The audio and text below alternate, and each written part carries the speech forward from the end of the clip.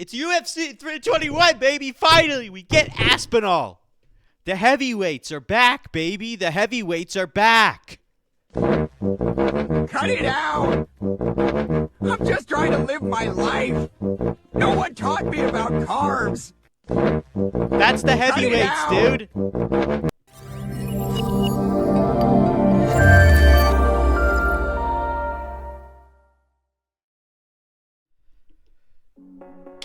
Oh, is she quiet? Is she quiet? She's quiet. Turn her up a bit.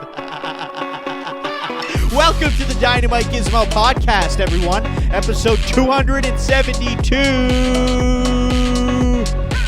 And today we're talking all things, everything UFC 321 related. Tom Aspinall versus Ciryl Gane. The fight that we somewhat have been waiting for. But not exactly. I'm pretty sure this song gets me copyright claimed, even though I have the proper credentials in the description. But we live in a world where that doesn't matter anymore. You can get sued for using a song. You can go to jail. Remember back in the old days on YouTube? Remember back in the old days on YouTube when you can go on YouTube and you could use songs and no one would care? This isn't water, by the way. This is special secret syrup.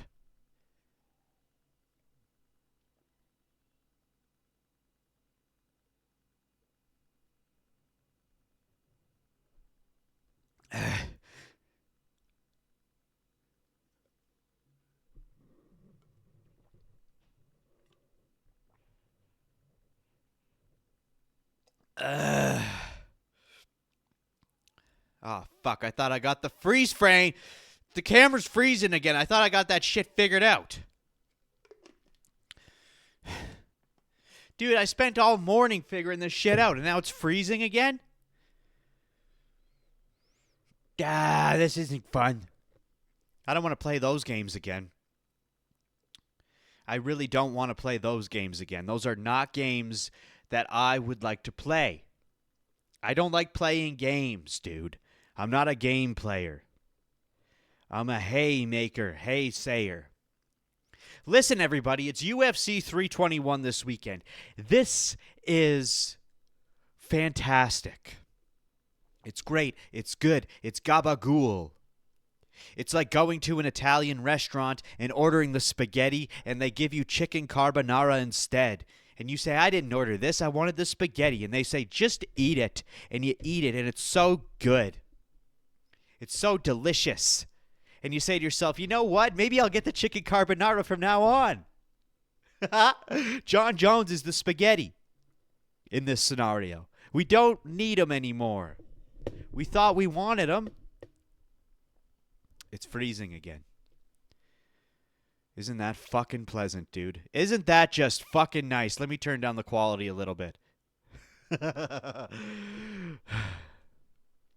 What can I do to make this not freeze as much? Because I don't want to go to... We did that last episode. We don't need to do that again this episode. I have to sneeze. 1 second, please.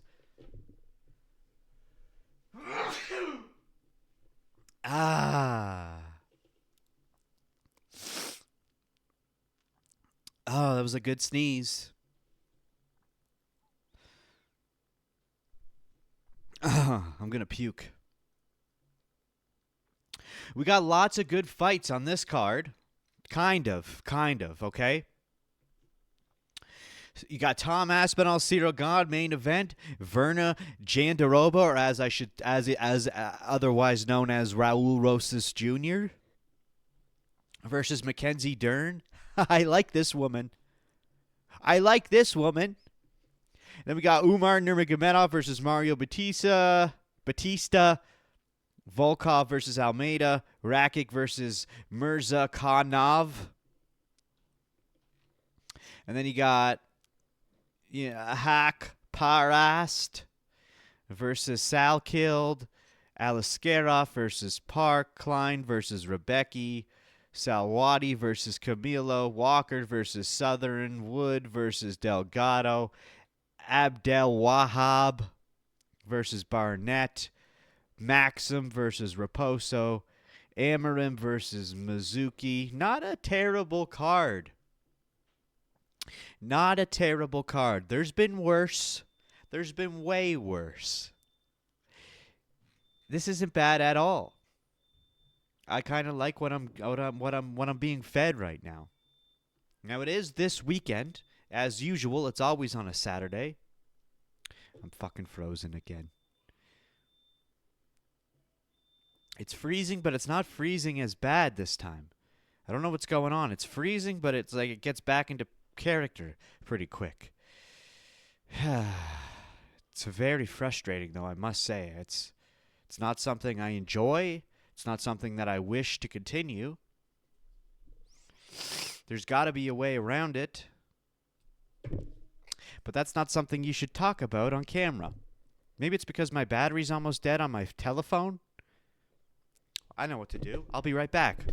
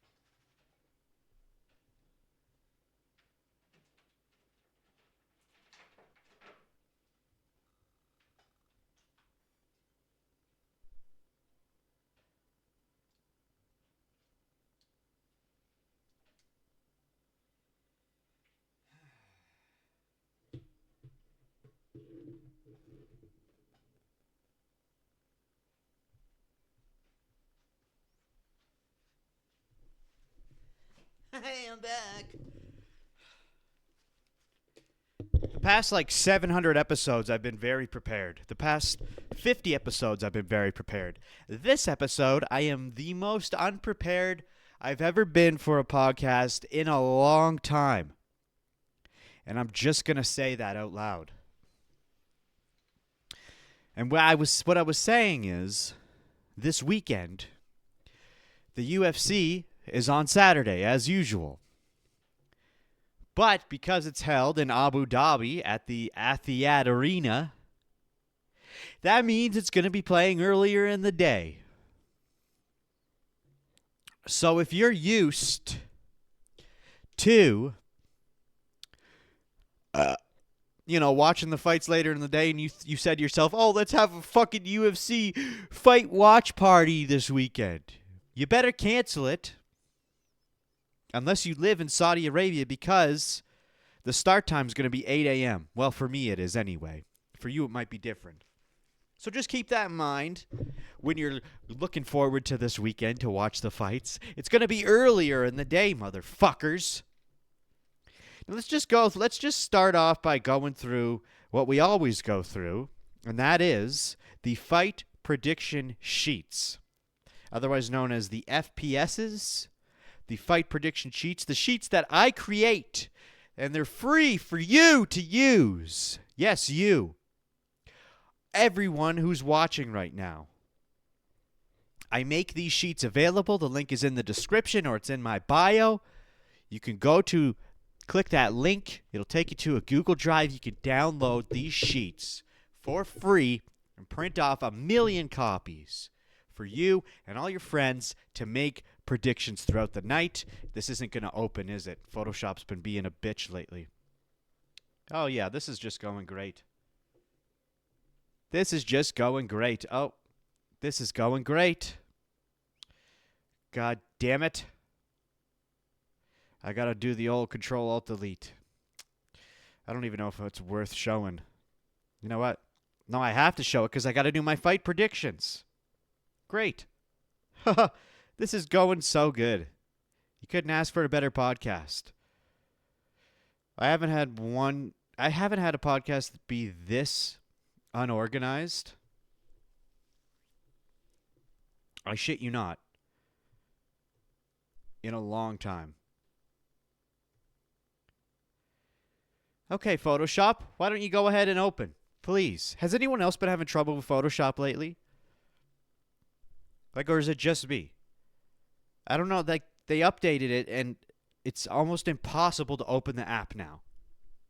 It's almost impossible to open the app now. And I'm getting messages out my fucking ass right now. Stop messaging me. I'm filming a podcast. Okay, here we go. I think I'm onto something here. Yeah, baby.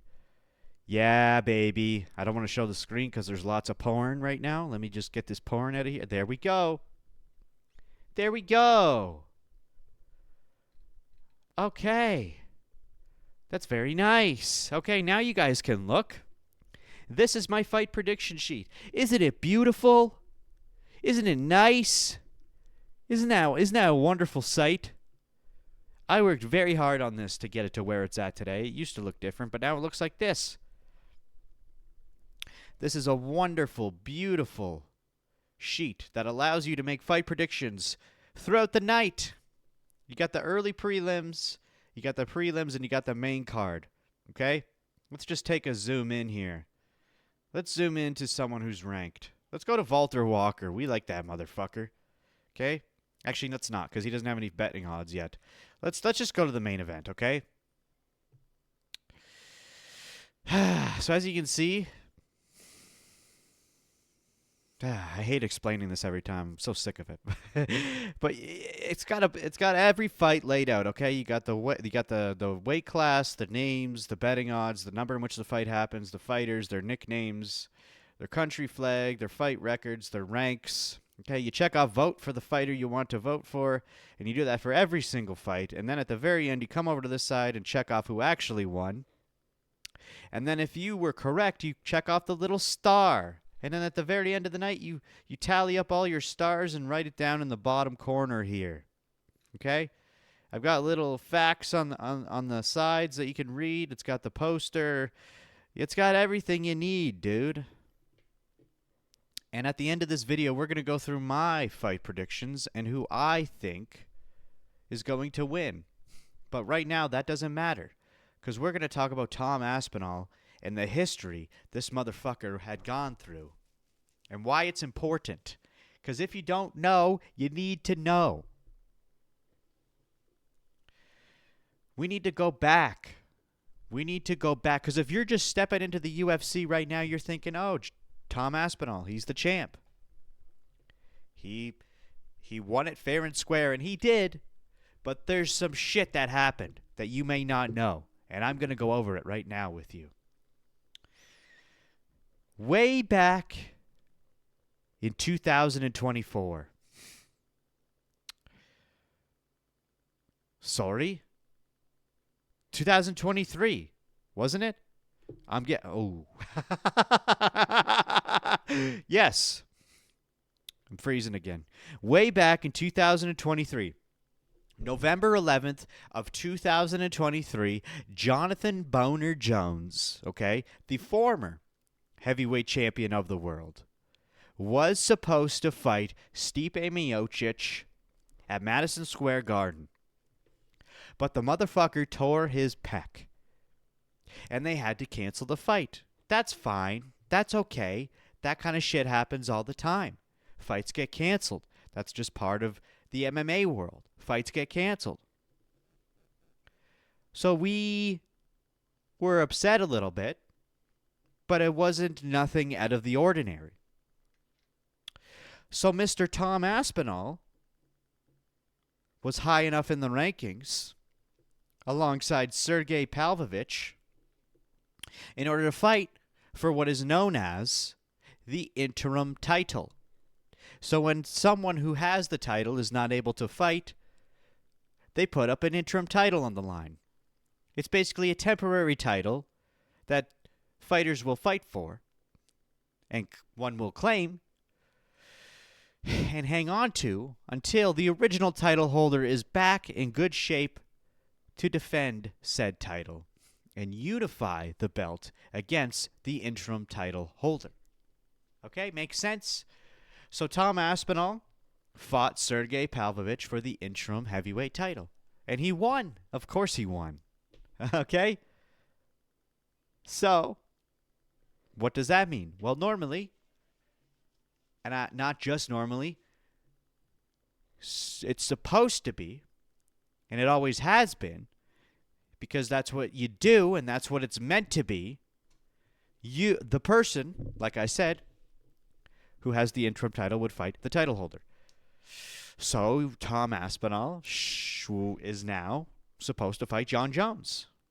That's what we need. That's what we need to unify the belt. But Jonathan Boner Jones just kept ducking Tom Aspinall. He would not fight Tom Aspinall. Now, mind you, he was still injured, so we had to wait for his injury to heal up. But we waited and we waited and we waited, and there was talks and there was talks, and everyone was mouthing off, saying to themselves, okay, when is this Jon Jones and Tom Aspinall thing going to happen? Because it obviously is going to happen. There's no other option for Jon Jones, so when is it going to happen? It should be soon. His torn pec should be healed up by now. But we waited, and nothing really came about of it, and then on July 27th of 2024, it was announced that Tom Aspinall is going to fight again. Okay, here we go. We got the Jon Jones fight finally. After many months, okay, we're now in 2024, and here we go. Tom Aspinall is going to fight Jones. Hell yeah. Hell yeah, dude. He deserves to. But nope, that wasn't the case. Nope. The fight got announced for July 27th of 2024. And it was Tom Aspinall versus Curtis Blaydes 2. You see, Tom Aspinall had fought Curtis Blaydes prior, and that was the only loss that Tom Aspinall had in the UFC. In round 1, he fucked up his leg. So, now they're fighting again. Now Tom Aspinall has to defend the interim title. He has to defend the interim title. He has to defend the Did you hear what I'm saying to you now? Do you hear the nonsense that's coming out of my mouth? Tom Aspinall had to defend the interim title against Curtis Blaydes, meaning that if he lost, Curtis Blaydes would now be the interim champ, meaning that Jon Jones would have to fight Curtis Blaydes instead. Which isn't even the crazy part of it. The craziest part about it is the fact that the interim title had to be defended in the first place. That doesn't happen and shouldn't happen. But it happened. And Tom Aspinall did what Tom Aspinall does best and finished Curtis Blaydes in round 1 within moments. Excellent. Tom Aspinall is still the undisputed interim heavyweight champ. Now it is completely solidified. Jon Jones has no fucking choice but to fight Tom Aspinall. There is no excuses at this point. He has no fucking choice. He is going to fight Tom Aspinall because that is what needs to be done. And I don't care if my camera is frozen right now. I am just going to continue to talk because I don't need to acknowledge it anymore because it will come back. I hope. There it is. So, we wait. We wait. Tom finishes Blaydes and we wait. We wait and we wait and we wait. And we wait. And then, in November of 2024, November 16th, actually, of 2024, 1 year later, from the moment Jon Jones was supposed to fight Stipe, we now get another announcement. Jon Jones has a fight. Oh, yes. Okay, here we go. Jones versus Aspinall. This is it. We're going to unify the heavyweight belt with one of the biggest fucking fights in UFC history. But nope. Nope. Nope. Turns out Jon Jones is just going to fight Stipe. Like what they were originally going to do. And that's what happened. And Jon Jones went out there and he fought Stipe and he finished him in round 3 or some shit. I can't remember. Maybe it was round 1. I don't know. And Jon Jones continued to be the undisputed heavyweight champion. And Tom Aspinall continued to hold on to the interim heavyweight championship belt. So now, still, we have 2 heavyweight champions just floating around where this could have been resolved. But because Jon Jones is Jon Jones and can get away with anything that he wants, he got to have Stipe instead. So by this point, if you were following in the moment, you're extremely furious. You're annoyed. You're pissed off. What the fuck is going on? This is a joke. And it's a waste of Aspinall's career. He is in his prime, and he has to fuck around and wait around and get washed over by this man who thinks he can do whatever the fuck he wants because he's one of the greatest, if not the greatest of all time. And he's choosing not to fight Tom Aspinall because he's scared of the motherfucker. He knows Tom Aspinall is young. He knows Tom Aspinall is bigger than him. He knows Tom Aspinall is faster than him, better than him in every way. And that's what Jon Jones does best. He picks and chooses his fights so he knows that he can continue to reign as the undisputed heavyweight champion. And that's what he did with Tom Aspinall. He fucked him around. Okay. We gave you everything you could possibly have. We gave you everything you could possibly want or need. There's no other options left, Jon Jones. Tom Aspinall stepped in. He fought for the interim title. He won. He then defended the interim title. He won again. You were even allowed to fight Stipe like you were originally going to do and get that out of the way. That's now gone. There's no other option but to fight Jon Jones at this point. So again, we wait. And we wait. And we wait. And we wait. And we wait. And then, out of nowhere, in June of 2025, at this point, Tom Aspinall hasn't fought since July of 2024 because Jon Jones is fucking him around. And then in June of 2024, is that when it was? Yes. June of 2025.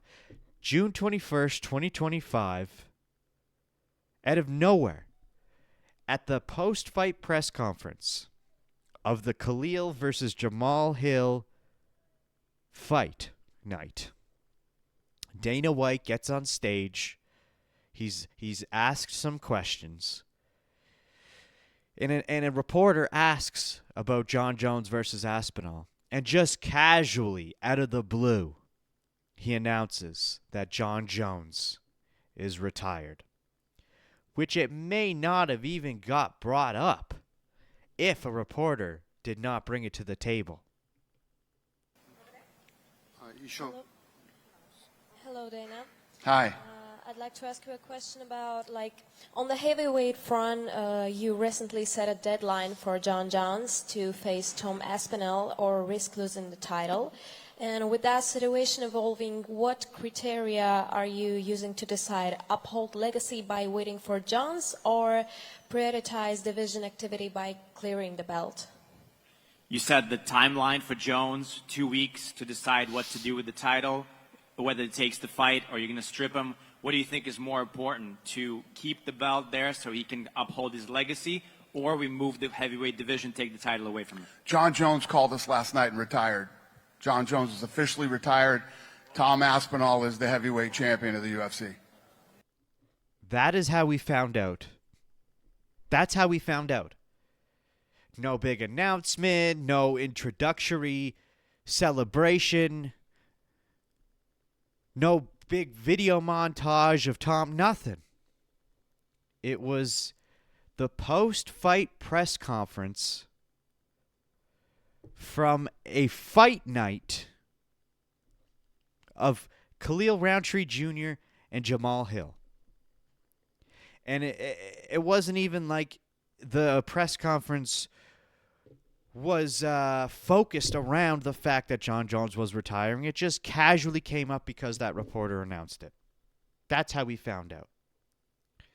So to be in that moment when that happened, after the fucking year and a half of bullshit, 2 years basically of waiting and fucking around, that's how we find out. It almost wasn't believable. You're watching the post-fight press conference and you're like, what? What did I just hear? After all that, Jon Jones is retired. After all that, Jon Jones is retired. And now Tom's just automatically the champion. It's like, oh, like, okay, I guess. But fuck. Fuck, dude. That's not what anybody wanted.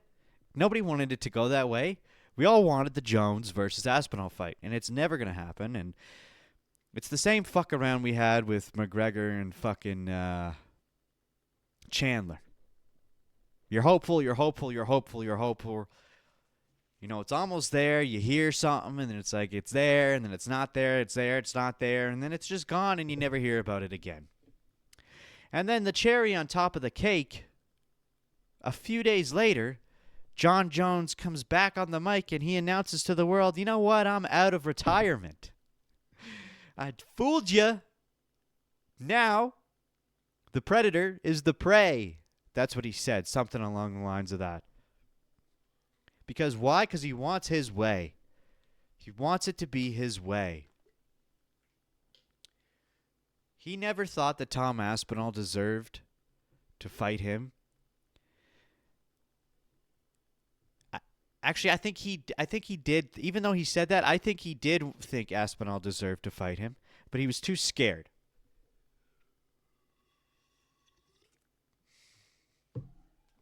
He's scared of Tom Aspinall, and rightfully so.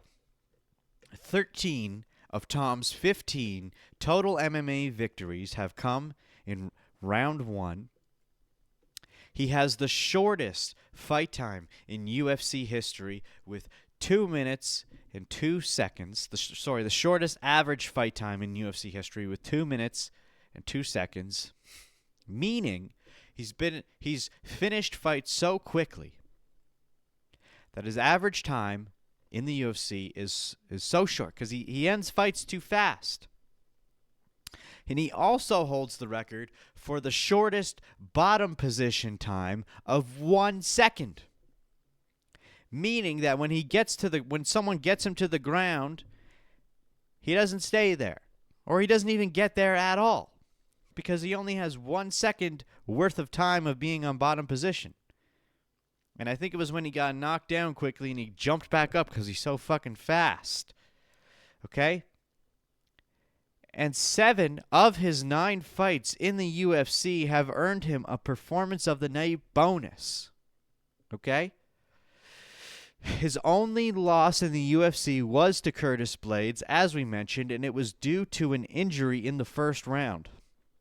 He tore his MCL and meniscus along with damage to his ACL, and this put him out for a year as well. So that really prepared Aspinall to be out for another year after Jon Jones fucked him around. Now, of course I want Aspinall to win this weekend. And I think he will win, and I don't think he'll lose for a long time. And a lot of people are speculating that this fight means a lot. It will determine a lot. And, you hear that all the time.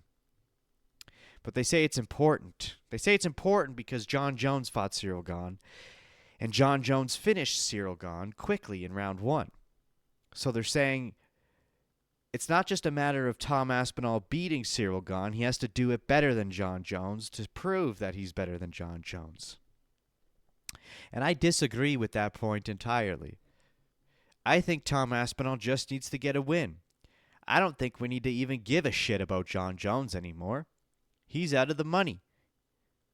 He's out of the pocket. He's out of the fucking fish bowl, baby. He's no longer swimming in the Dana White fish tank. He's out. He got flushed down the toilet, even though he's still alive. He doesn't matter anymore. He's irrelevant. Tom Aspinall just needs to get a win. And he just needs to continue to win. And continue to win. And eventually have a more dominant reign than Jon Jones ever has.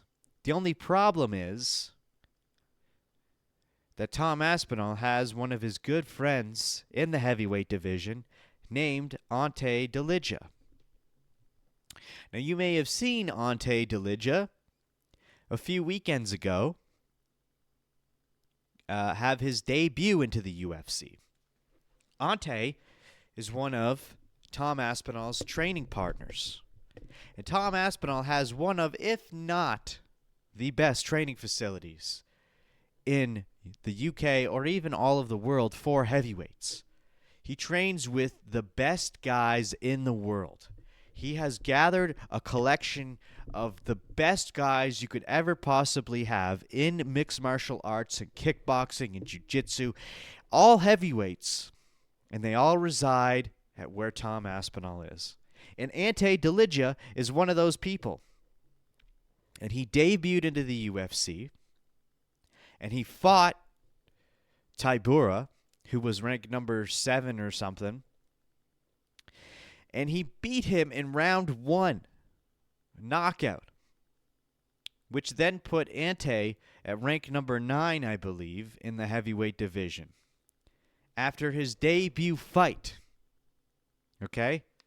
Now, Tom Aspinall has come out and said that if Ante Delija gets to a point where he needs to fight for the title, Tom Aspinall would vacate the title and give Ante the opportunity to get it himself. Because Tom Aspinall believes that there are bigger and better things in this life than just focusing on keeping and claiming a title. And he wants to make sure that his friend Ante gets that chance without having to fight him for it. Now, I understand where he's coming from, and I understand that mentality, but I don't want to see that happen. And if Ante keeps dominating the way that he is already, it won't be long until he gets to the top position, to the point where he will have to fight for the title. And to think that after all this time, after everything we've waited for, after Jon Jones fucking around with Tom Aspinall for almost 2 years, we can just basically say it's been 2 years. Ante's going to rise up real quickly, and then what? Tom Aspinall's just going to vacate it? I don't want to see that. I don't want to see that. But I also don't want to see Ante not rise up and fight for the title either. You know? Because the goal is to see Tom Aspinall not only keep the heavyweight title, but set a new record, keep reigning, keep dominating. That's what we want. Okay? Ante's great. He's a good fighter. But this is Tom Aspinall's time. This is the Tom Aspinall year. But Tom and his dad, they think about fighting in a completely different way. They look at it as just as a sport. They're not in it for like legacy. Or they are in it for legacy, but they're not in it for, you know, entertainment-wise. They're not trying to entertain you. They just want to do the sport. And if they need to get out, they'll get out. But that's no fun. That's not what the fans want. We want to see you keep going, dude. Come on. Keep that reign going. Fuck Jon Jones up, dude. Make Jon Jones feel like a piece of trash. That's what we want. Completely annihilate the game to the point where Jon Jones can't say anything anymore. Where he looks at your record and goes, oh my God, you're better than me. But no matter what, well, I was going to say no matter what, Jon Jones could say you have that one loss on your record, but Jon Jones also has a loss on his record.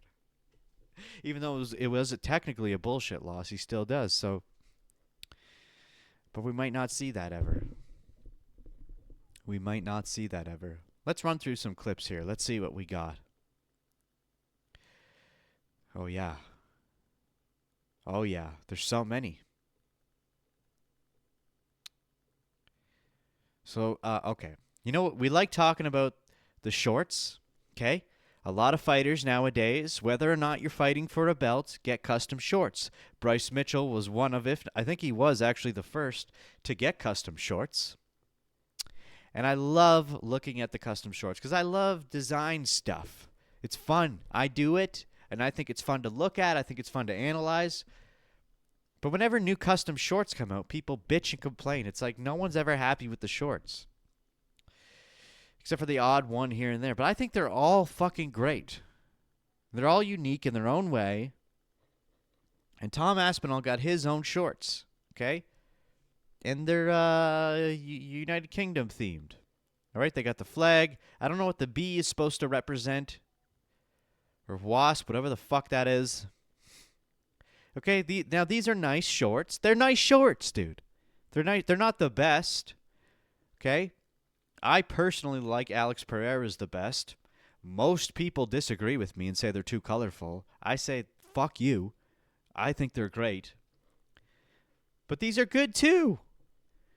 Like, what do people expect? It's just all complaints. What do people expect? They're nice. I like them. I like these shorts. I think they're fine. These shorts represent Tom Aspinall. These are the kind of shorts that you would expect a guy like Jonathan Aspinall to wear.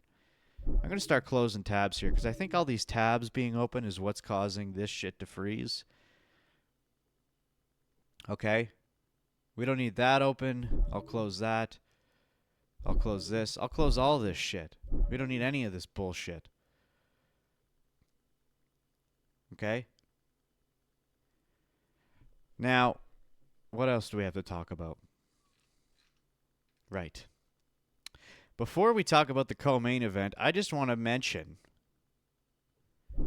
that I'm just closing tabs here. Sorry, fellas.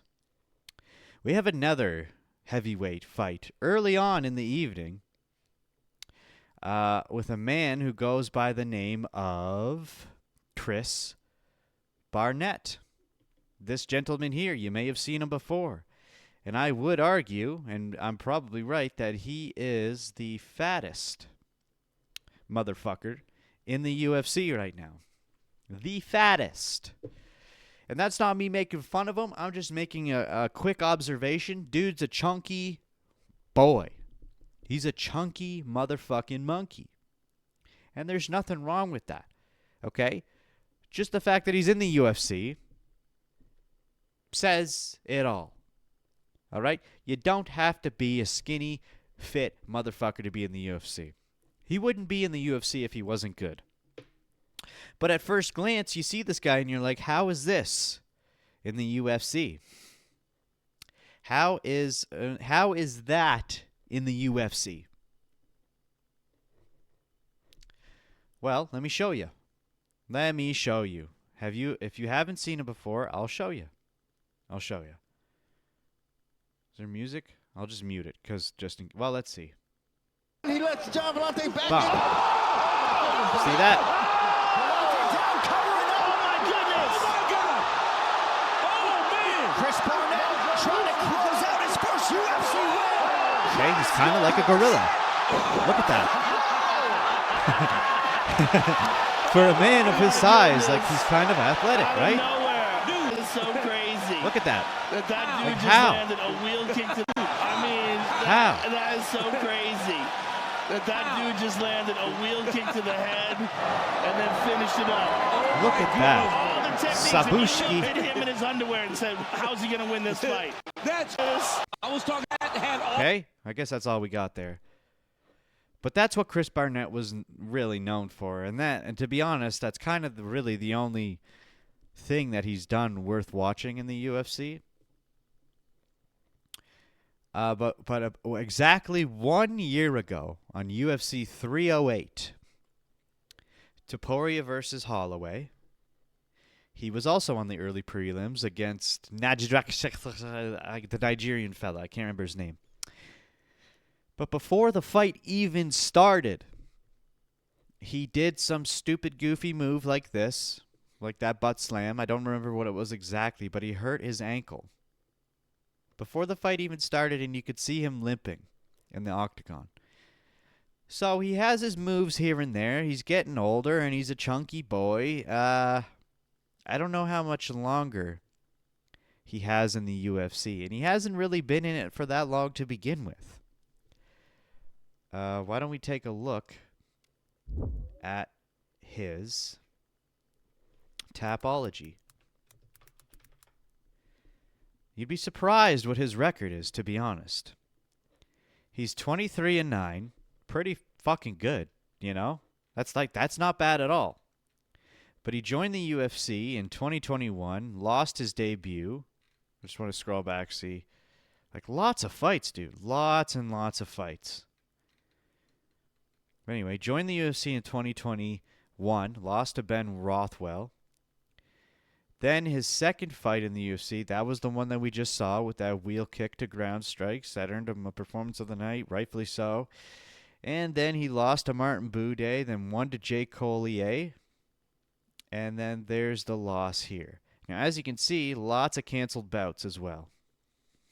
And, well, these ones were canceled that one was canceled due to COVID, but this one canceled because Barnett withdrew. Then Barnett signed to the UFC, so he couldn't do that fight. But then here we've got Barnett withdrew, Cortez Acosta. The fact that he was going to fight Cortez Acosta, that would have been a crazy fight. And then he withdrew again. So lots of withdrawals leading up to the 308 fight, and then he got into that fight, and then he injured himself in the octagon, and then he lost in round one. You know, so coming into this fight this weekend, I don't know how well he's going to do. I'm not putting my money on him. He's also the shortest. Or no, he's not the shortest. This is just comparing his height to Brandon Royval. He's a heavyweight, but he's a short heavyweight. Okay?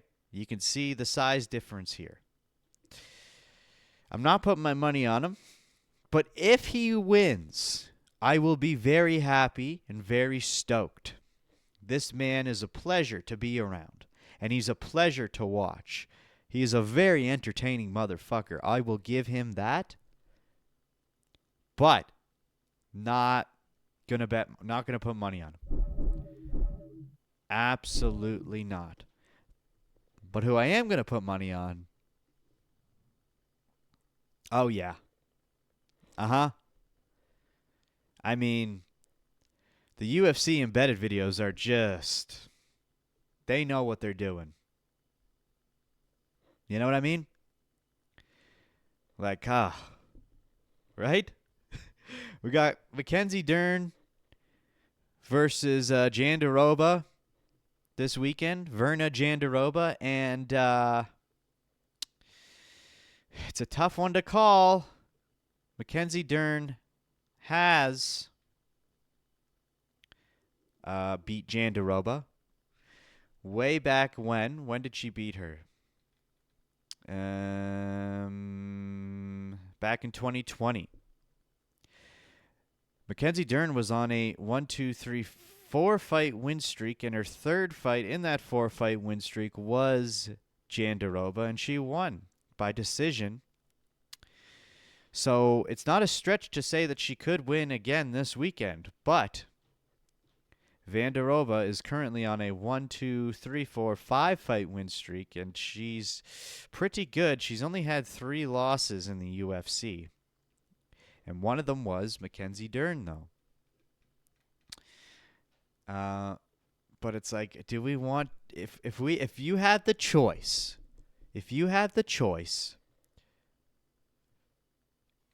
to have either this woman or this woman be the women's strawweight title holder of the UFC, who are you going to choose? Okay? Remember, this is Mackenzie Dern. All right? This is Mackenzie Dern or Jandiroba. Right? Jandiroba, Mackenzie Dern, Jandiroba, Mackenzie Dern. I mean, which one are you choosing? Which one would you rather have? I'm just saying, which one would you rather have? But let's just talk about what's going on with this title fight. Okay? Now, currently, nobody owns the women's strawweight title. Zhang Weili had it, but she has since vacated it, and she's moving up to flyweight to fight Valentina Shevchenko. So that's going to be a sick-ass fight. For real. But we're not talking about that. We're talking about the vacant women's strawweight title. Well, there isn't a men's strawweight title. There's only a women's strawweight title. Just like we talked about with Tom Aspinall and Jon Jones. Jon Jones had to vacate temporarily. Or not temporarily. Well, yeah, temporarily. But that, so we're seeing another vacated title match here. All right? Zhang Weili vacated, moved up to flyweight to fight Shevchenko. They're both fucking monsters in the UFC. They're both, but we will get to them when we come to them, but we're not there yet.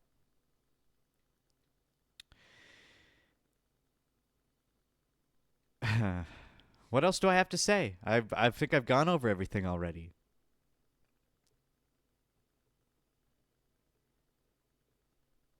Yeah. I already went over everything. God damn it.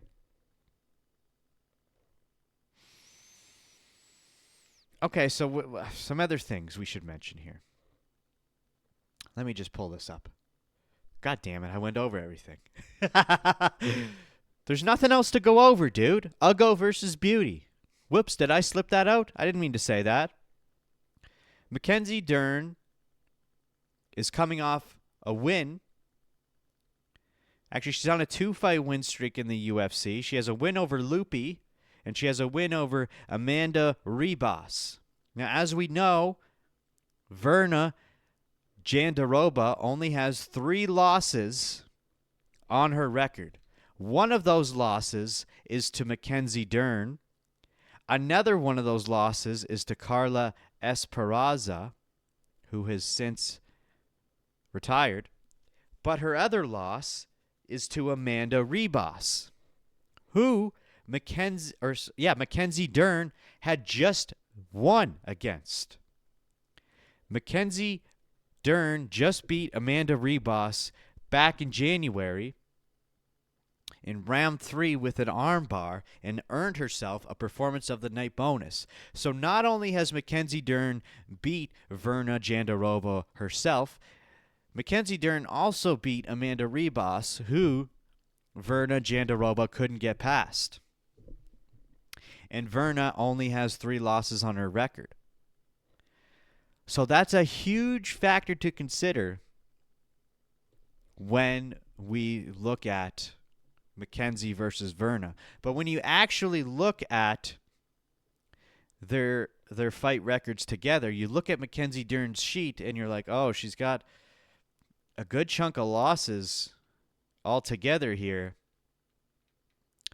Now, yes, Mackenzie Dern did lose to Amanda Ribas way back in 2019, but she turned it around and figured her out. But then you look at Virna and you're like, oh, her record's much more cleaner, lots more wins. So again, this is great matchmaking, tough choice. But it's not only that we want Mackenzie Dern to win because she's hot. Yeah, actually, that's the only reason. No, I'm just kidding. She's actually good. And I would love to see her win. She's also much younger. She's only 32. Okay? Virna is 37. She's getting up there in age. All right? How much longer does she have left on this planet? She's an old woman. She might not last forever. How much longer does she have? I don't even know.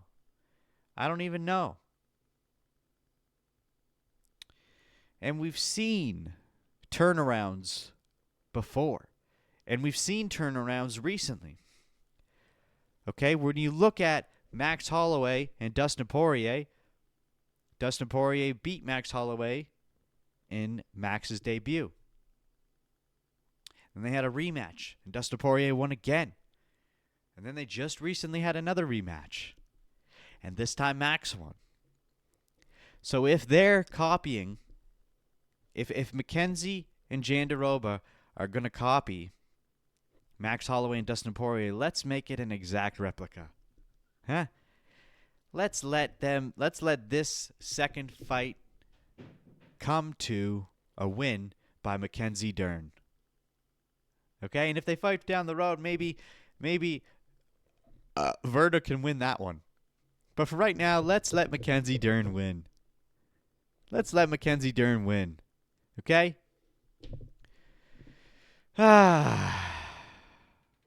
So we can continue to see that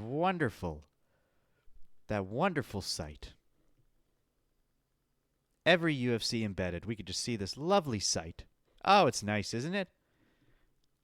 It's really nice. The camera guys really knew what they were doing. And maybe someday down the line we'll get this.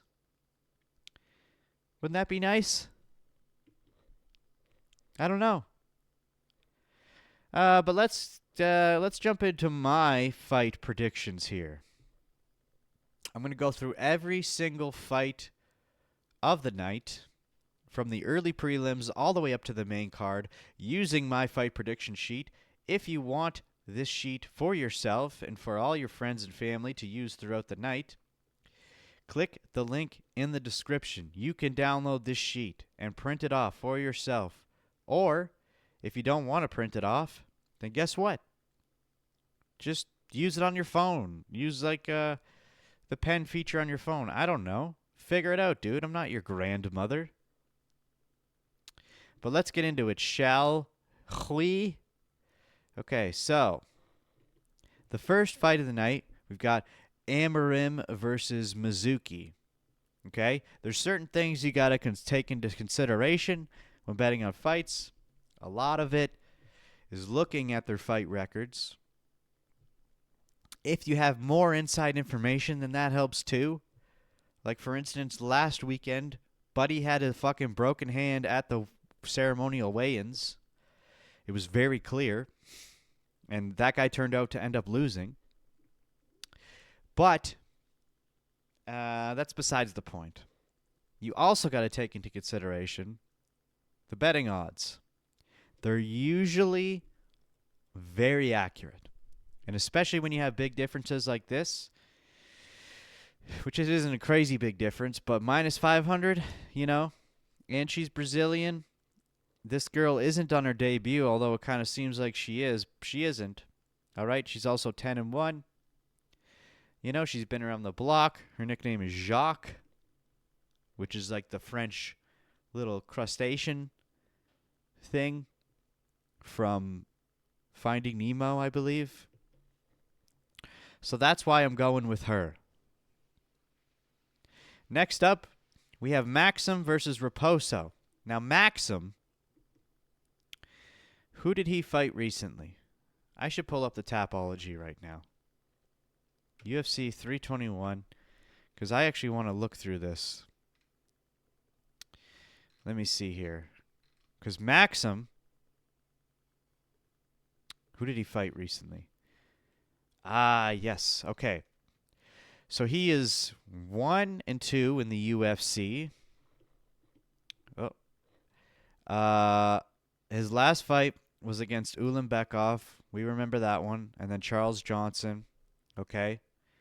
So if you're going to lose, those are two guys to lose to. And he did get a fight of the night bonus in that Charles Johnson fight. But this other guy, Raposo, let's see here. I'm not too familiar with him, but let me see.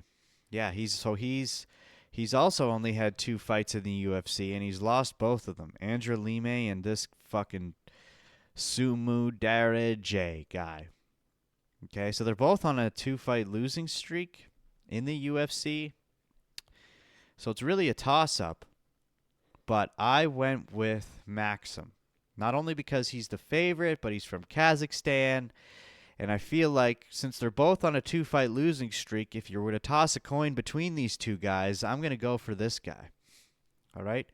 Then we move on to our favorite, our entertaining boy, Beast Boy as he calls himself, Chris Barnett versus Abdel Wahab. All right, the Hammer. Now, as I said, I don't have much faith in Chris Barnett. I think he's obviously capable of winning. Everybody's capable of winning. And I would like to see him win. But I think when it comes to this, even though this Abdel Wahab guy has only had a few fights in the UFC, he had a no contest on his debut. This was a grappling match somewhere else, so that doesn't count. He won that fight, and then he lost to Muhammad Usman. All right, Chris Barnett has a bit more experience in the UFC, but I don't think he's gonna win against this 32-year-old heavyweight. Whoops. Oh, I got Oh my God. Oh, okay. I thought Spotify was playing this whole time. I was like, what is going on? It was just open. Whew. That was a close call. Anyway, so because of those reasons, I'm going to go with the Hammer, Abdel Wahab, for this one. And the next up, we got Nathaniel Wood versus Delgado. Now, we like Nathaniel Wood. But he's been having a rough go lately. He really has. And, a lot of people would think, oh, because people are having a rough go, he's not having a rough go. Why did I think he was on a losing streak? He's not on a losing streak. Oh my God. I thought Nathaniel Wood was on a losing streak. Look at him go, dude. Win in a grappling, win in the UFC, win in grappling, win in the UFC. Oh my God. Holy shit, I have to message someone and tell them I made a mistake. Oh, dude, he's doing great. Okay. Yeah, there's no reason not to pick Nathaniel Wood, other than the fact this guy's 10-1. And he's on a 2-fight winning streak in the UFC. Even won his contender series fight. So, but still, I'm going with Nathaniel Wood. He calls himself the prospect. How long can you call yourself the prospect before you're no longer a prospect, but you're actually a straight-up contender? Now, this fight, Walter Walker versus Southern, the Vegas betting odds haven't been determined yet. That's why they're not there. Also, I should mention the sheet won't be available until Friday. I like to wait till Friday to put them out. Anyway. So, I'm going to go with Walker. I went for him when he was supposed to fight on the last card, and it got canceled. I'm going to go for it again. This other guy was a champion in another division, another organization. What was it? Levels Fight League. So this is his debut into the UFC. As far as I know. Let me see. Yep. So he's been around the block. He's pretty good. But if Walter Walker keeps it up, he'll perform another heel hook and take the win. Because I don't know if you know this, but this is what he does best. Okay? He lost his debut fight in the UFC. And he's on a 3-fight win streak. And they're all heel hooks in round 1. Heel hook, heel hook, heel hook. So let's see if he can keep up the heel hook streak. I don't care if he does it or not. I'd rather him just win however he can. But if he gets another heel hook, that'll be pretty impressive. Okay, this next fight, they're pretty close. I don't remember who I picked. I went with Camilo. Don't know why, but I did. Okay, now Rebecca and Klein. Now, Klein has the same nickname as Justin Gaethje. Well, except he added a Mr. in front of it, but don't know why. But anyway, Rebecca, his nickname is Rebeasty, which is so stupid. Just kidding. It's okay, Rebecca. That's a nice nickname. Rebecca fought on UFC 308 against Orlobo. What's his name? Yeah, Orolbai. And they got fight of the night, and it was a full-on fucking war. If you have access to watch that fight again, fucking watch it. Oh, it was so good. It was one of the main reasons why I liked UFC 308 so much, and why I got a UFC 308 poster on my wall. But then he came back and fought again this year in August. And he did lose to Chris Duncan, but I don't think that should be held against him. Because this Klein fella is also on a 1-fight losing streak, although it was to Gamrot. He is doing pretty good in the UFC. You know, he has a couple losses early in his UFC career, and then it was a lot of wins that he's coming off a loss against Gamrot. I think Rebecca can take it back here. And that is why I'm going with Rebecca here. Now, Aliskerov versus Park. You know, Aliskerov's a Russian boy. Most people just go for the Russians because of that reason. I'm not one of those guys, even though I am going for him. I would say if you're going to pick the Iron Turtle, it's not a bad choice. Because let's take a look at his sheet. Okay? As you can see, the Iron Turtle has been in the UFC since 2019. His debut fight was against Anthony Hernandez, and he lost. So that's understandable. If you're going to lose to Anthony Hernandez. And then he won against Marc-Andre Barriou. Okay, he lost. His other loss was to Gregory Rodriguez. Okay, another respectable loss. But then he has a win over Eric Anders. Win, loss. But then win and win again. Like he's not bad. He's 9-3 in the UFC. Okay, and his name is the Iron fucking Turtle. You wouldn't think a guy with the name Iron Turtle would be so dominant, but he's pretty fucking good. But then you take a look at Ikram, and he lost to Robert Whittaker, but you know, other than that, he's pretty dominant. But the thing is he's new into the UFC. He's new. Lots of canceled fights. Was even supposed to fight Paulo Costa and Nasruddin Imavov at one point. And Bruno Ferreira. So, honestly, this is a real test for him, and I could see Park taking this, to be honest. And now that I look at this, I might even switch my vote here, but I don't know. Park wouldn't be a bad choice, I'm not going to lie. But as it sits right here, I'm going with Askarov. Now we got Hack Parast versus Sal Killed. This was a tough one for me because I like Sal Killed, and I really wanted to vote for him. But when I took a look at what we've got going on here,